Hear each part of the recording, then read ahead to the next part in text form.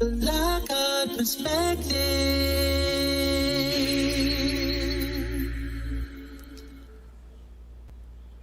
Well, hello and good morning, all. I wanted to bring a little bit of news to you because I found it quite amazing. DARPA's resource program turns waste into purified products. Food. Isn't that awesome? I think it's great. Let's just get right into the story. Launched in 2021, DARPA's resource program aims to revolutionize how the military procures critical supplies on the battlefield by engineering self-contained integrated systems that rapidly produce large quantities of supplies from feedstock collected on site. Performer teams are tasked with developing systems to break down mixed waste, including common plastics, reformulate the waste at the molecular level into a strategic materials and chemicals, and recover purified usable products such as oils, lubricants, and edible micronutrients. The program is now entering its second phase. Now, in the first phase, teams from Battelle, Iowa State University, Massachusetts Institute of Technology, and Michigan Technological University, or MTU, in addition to government partners, successfully established proof of concept studies toward the intervention of integrated novel waste conversion process. Battelle partners at the National Renewable Energy Laboratory, or the NREL, were featured in Science magazine, and resource performers at MTU, along with the researchers at the University of Illinois, were awarded a coveted 2021 Future Insight Prize for using microbes to degrade plastic waste and produce protein to generate micronutrients ready for immediate consumption. DARPA is working with the United States Food and Drug Administration to ensure that all relevant safety guidelines are adhered to and regulatory standards are met. Quote, "Part of what makes DARPA special is that we de-risk technologies to enable scientific innovation," noted Blake Beckstein, the resource program manager.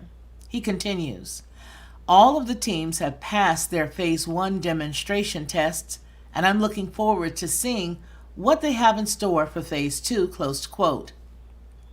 In phase 2, performer teams will build on phase 1's accomplishments to develop integrated systems which leverage innovative engineering function under less optimal conditions with increased masses of waste to process and a reduced energy allowance. Possible approaches could include performing pilot tests with simple waste mixtures to prepare for an in-phase demonstration at scale. Results should have good indication that multiple waste stream types in a mixture can be converted to upgradable organic intermediate molecules and use these molecules to distribute sufficient purity by generating at least one product, food, and or POLS by the end of phase 2. Quote, "There is more energy in packaging of an MRE, or meal ready to eat, than in the MRE itself," Beckstein added. Through resource, we are using science to solve the DoD's plastic waste dilemma while supporting a humanitarian assistance and a disaster relief stabilization operations in resources limited environments. Isn't that great? They're going to be making food from waste. This is absolutely groundbreaking, right? DARPA's resource program turns waste into purified products. Food. Food. Yeah. Settles a lot of issues, right? Let's read all the way down here because I need to let you see something which sort of holds a sister back. However, I want to let you know that I do have an opinion, but there are reasons down here that you got to read it exactly the way that it is, and you cannot use it for any other reason other than to give information. So what do you think? Those of you who are watching, what do you think? I'm precluded from saying anything other than that, but I have to take it directly from the website because I want people to see what's directly from their mouths, as opposed to me coming here saying blah, blah, blah, and blah, blah, blah, blah, blah, blah. All of that was said, and it was a lot of information, but it was said specifically to let you know that they are creating food from waste products, plastic waste products on the battlefield. There are these universities that are working with them to create this. That's exactly right. But let's get off of them for a second. Let me add that to the stream so we can see me release that. Okay, that's literally released now. So I don't know what we are to think about that, other than the fact that there's plenty of food coming around for all of you. So don't worry about anything that's going on. We've got it fixed. It's handled. We've got it handled. There are a lot of articles and a lot of videos that are circulating right now specifically talking about that very same article that I read to you just now. Yeah. So let's get into some more information, not about the foodstuffs, because as we can see, the movie that it reminded me of was the movie Soylent Green, how they created the food for everybody to eat. Now, do you guys remember the story that we did, I think it was a few months ago, where we talked about the pigs, the body of the hearts and the organs of the pigs, all of that good stuff? Yeah, we talked about that, and now they've done it. And let's see. I think I want to take you there too. I want to show you that story because I know that we did it on both of the channels, and we moved it over. But if we didn't, I'm still going to play that because I want to show you exactly where we are right now and exactly what was going on at the time that we recorded it. Right? Yeah. Here we are. It was 6 months ago. Literally, it was 6 months ago. So I want to tell you guys that it has now come to fruition. So generally what will happen is we'll hear a story first to sort of soften everybody up. I like to think of it as a predictive, idea of programming us as to what we need to expect. Let's look at this, and then we're going to get right into what we've literally found to be true over the past couple of days here. Forced organ harvesting from Falun Gong practitioners and other political prisoners in China has raised increasing concern within the international community. According to a report by former lawmaker David Kilgore, human rights lawyer David Matas, and journalist Ethan Gutman, political prisoners, mainly Falun Gong practitioners, are being executed on demand in order to provide organs for transplant to recipients. The organ harvesting has taken place both as a result of the Chinese Communist Party's persecution of Falun Gong and because of the financial incentives available to institutions and individuals involved in the trade. Now, China has been investing heavily in controversial research on using genetically modified pigs as a source of human organ transplantation, touting it as a world-first achievement. Now, I know if you're like me, you're asking, how could they do this? Well, xenotransplantation. It's a medical procedure whereby animal organs are transplanted into humans. And according to a Xinhua report that was published September of 2020, gene editing related startups in China alone had received the equivalent of $310 million in funding. Get this, I want you to hold on to this really, really carefully because this is important.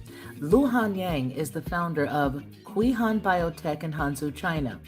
She's also the co-founder and chief scientist of the Cambridge gene editing company eGenesis in Boston, Massachusetts. She and a team of scientists have created a prototype xenograft with clinical potential, successfully solving two of the major xenograft safety challenges. Now, the first one was removing porcine endogenous retroviruses from pigs and enhance xenograft immunocompatibility. Now, Yang's research was also published in Nature Biomedical Engineering in September of 2020.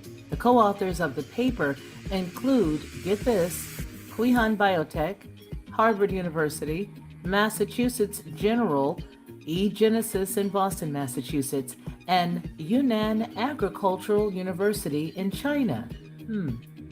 The paper describes how CRISPR-Cas9 knockout and transposon gene insertions technologies were used to modify a group of genetic cassettes in pigs to further enhance the pig's immunological compatibility and blood coagulation compatibility with humans. The paper says, quote, "The engineered pigs exhibit normal physiology, fertility, and germline transmission of the 13 genes and the 42 alleles edited," close quote. Prior to this, there had been several technological breakthroughs in genetically modifying pigs to make organs more suitable for human transplantation, several of which resulted from the work of Yang's mentor at Harvard Medical School, Professor George Church.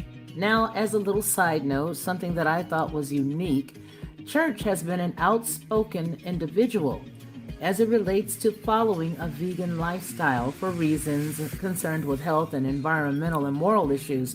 But I just thought that that was a bit unique, that this is something that he believes in, not eating animals. But in 2015, Yang, along with Church, founded eGenesis in Boston, which received $38 million and $100 million in 2 rounds of funding in 2017 and in 2019, and another $125 million in March of 2021 in a 3rd investment round. There's somebody pouring a lot of money to figure out how to make chimera, human chimera. 1 Corinthians 15:39 says, "All flesh is not the same flesh, but there is one flesh of man, and another flesh of beasts, and another of the fish and of the birds." So no matter what you do, you could never be the Most High Yah. Remember, we've been here before. This has been tried time and time again. And the last time it was water. The next time, it'll be fire. This is Felicia Lockhart, and this has been the Lockhart Perspective.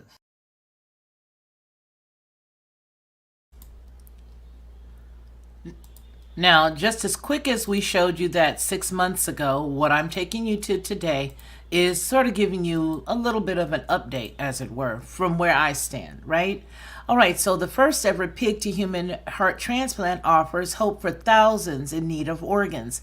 This story comes from the USA Today out of Newsbreak, and it was written by Karen Weintraub. She posted it in USA Today. I should say it was published in USA Today a day ago. A Maryland man has lived for 3 days with a pig heart beating inside of his chest. The surgery at the University of Maryland Medical Center marks the first time a gene-edited pig has been used as an organ donor. Dave Bennett, 57, agreed to be the first to risk the experimental surgery, hoping that it would give him a shot at making it home to his Maryland duplex and his beloved dog, Lucky. Quote, "This is nothing short of a miracle," his son David said on Sunday, 2 days after his father had the life-extending surgery. "That's what my dad needed, and that's what I feel he got." And here is the picture of, I guess, the physician and then David, his dad. Okay? In the 9-hour surgery, doctors replaced the heart with one from a 1-year-old, 240-pound pig, gene-edited pig, and bred specifically for this purpose. Well, we know that it was bred for this purpose because just 6 months ago, the story that I brought to you was published, right? Well, it goes on to say that Bennett is breathing on his own without a ventilator, though he remains on an ECMO machine that does about half the work of pumping blood throughout his body. Doctors plan to slowly wean him off of. Scientists have worked for decades to figure out how to save human lives with animal organs. More than 100 people sit on the organ transplant wait list, suffering terrible symptoms and side effects. About 6,000 of them die every year waiting in vain for someone else's tragedy to provide them with a kidney, a heart, or a lung. Pigs have similar organs to humans. If those organs can be used in transplants, the waiting would end. People would never be considered candidates for transplants who never make it onto the transplant list. They could look forward to family dinners, playing with their kids or grandkids, and simply going back to living their lives. That's the promise of the so-called xenotransplantation, and the field took a major leap with Bennett's surgery this last Friday. Quote, "This is truly a remarkable breakthrough," said Robert Montgomery, a transplant surgeon at NYU Langone and a heart transplant patient himself. He continues with, "I'm thrilled by this news and the hope that it gives to my family and other patients who will eventually be saved by this breakthrough." In September, Montgomery moved the work forward by becoming the first to transplant a pig kidney into a person. But in that case, and a subsequent surgery in December, the person has been declared brain dead. Montgomery kept the body functioning via machine for more than 2 days each time, showing that the human immune system would not immediately reject the kidney from a gene-edited pig. The Maryland procedure takes what we did in September of 2021 to the next level, Montgomery said, and at that point, the race was on, close quote. Others in the field were very supportive, if a bit envious. Quote, "We've all been doing this for a really long time, and I'm sure that it's got to be fun to be the first," said Joseph Trechter, a transplant surgeon and xenotransplantation researcher at the University of Miami. Trechter, who focuses on kidney transplants, said that he's waited until he's confident that he can provide reliable, durable results, so that when we do it, he says, we can help everybody. Animal rights activists, of course, object to the use of pig organs. There would be more human organs available for transplant if health authorities assumed everyone was an organ donor unless they opted out instead of an opt-in system. Wow. People who are into ethics have fewer concerns. Animal trials are essential to begin a new therapy in humans, said Reverend Tadeusz Pachidaskis. I'm sorry, I'm not saying that. I don't know his name. I'm not going to badger it, but his name is Tadeusz. Last name looks like Paz or Pak Locheks. Pacholczzyk. Please look that up so that I'm not going to keep trying. Anyway, Director of Education for the National Catholic Bioethics Center in Philadelphia. Despite the years of research, there are sure to be many who twist and turns along the road of getting our immune system to play nice with implanted animal organs. Pacholczzyk, I guess that's how you say it, said. He continues with, "I suspect this is the first step on the journey from yesterday's scientifically unimaginable to today's barely achievable to tomorrow's standard of care." Now, I think that there's a really big problem with this whole thing. So let's just go on to the patient experience before I give my commentary on this. Bennett, who has been relatively healthy most of his life, began having severe chest pains in October, his son said. October of what year? October of 2021? October of 2021. If that can't be, right? Maybe another 2020. He started having chest pains. He went to the University of Maryland Medical Center with severe fatigue and shortness of breath. He couldn't climb 3 steps, said David, a physical therapist who understood the seriousness of his dad's condition. So this is dad, and apparently this must be David, the son, I guess.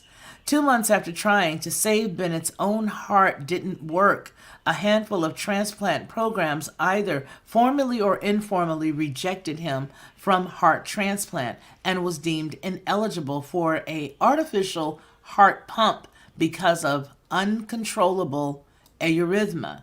All right? It was not under control at all. All right. About 3,000 Americans a year are lucky enough to get a new heart, and 20% of those who make it to the wait list die waiting or become too ill to receive one. Bennett didn't qualify for the list because he had not followed his doctor's orders, missing medical appointments and discontinuing prescribed medications. Well, let's just stop all that and stick a heart of a pig in. But anyway, history has shown that people with that kind of track record don't do well with an organ transplant. First, Bennett didn't want to participate in the experimental surgery. He had worked odd jobs his whole life, pool repairs, car maintenance, painting, depending on the physical strength. 2 months into the hospital, he had made any kind of surgery risky. He didn't want to die on the operating table. So Bennett had a change of heart, said his son, when he realized that he would probably never be able to leave the hospital. My mind is working 1,000 times because I'm trying to read this, but my brain is really working. What year is this that he had this? I got to stop. I got to go back up because I need to see what year it was that he said that he suffered with this shortness of breath. And what did he have done to him before having the shortness of breath? I need to understand that. Did he have anything special added to his diet or his body? I need to know that because that's still going to be ringing even though I get to the end of the story. See, when I read a lot of these stories, I'm reading them for the first time with you so that we're reading together.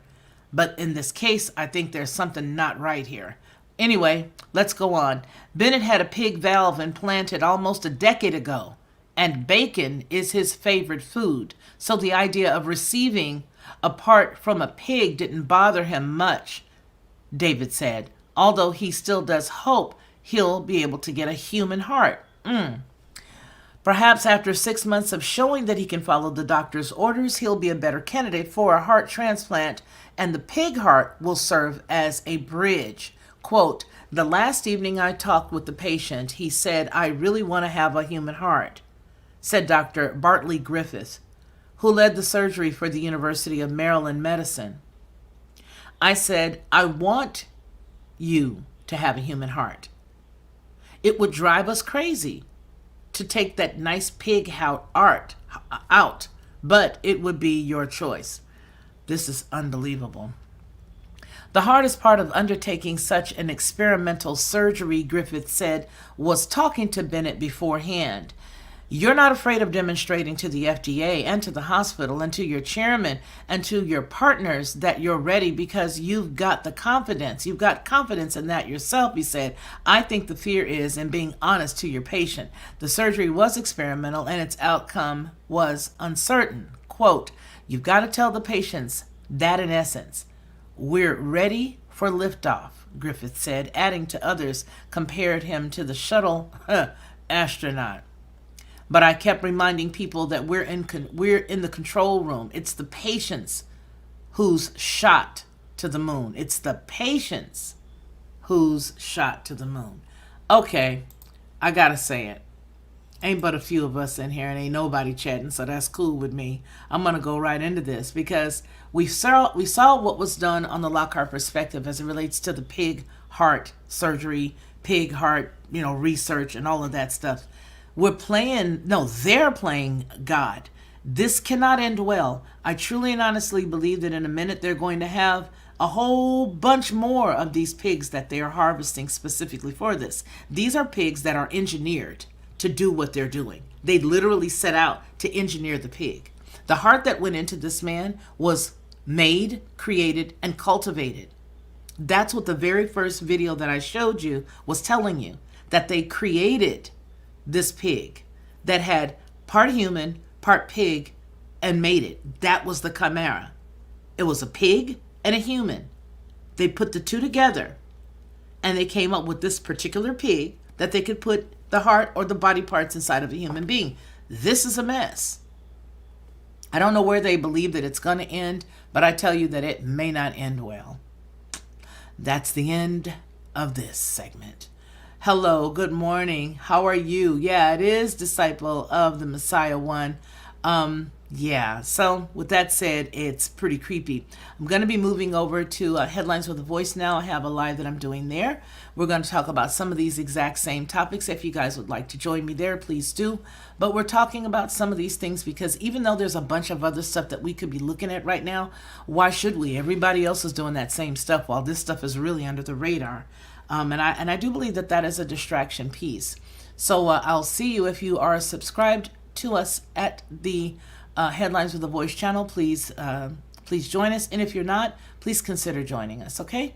I appreciate each and every one of you. Thank you so very much for joining me over here for the last 26 minutes. You guys take care of yourselves and remember what we always say, that man shall not live by bread alone. But by every word that proceeds out of the Most High Yah. Boy, you guys continue to take care of yourselves and take care of one another. Until we see each other again, please continue to be blessed.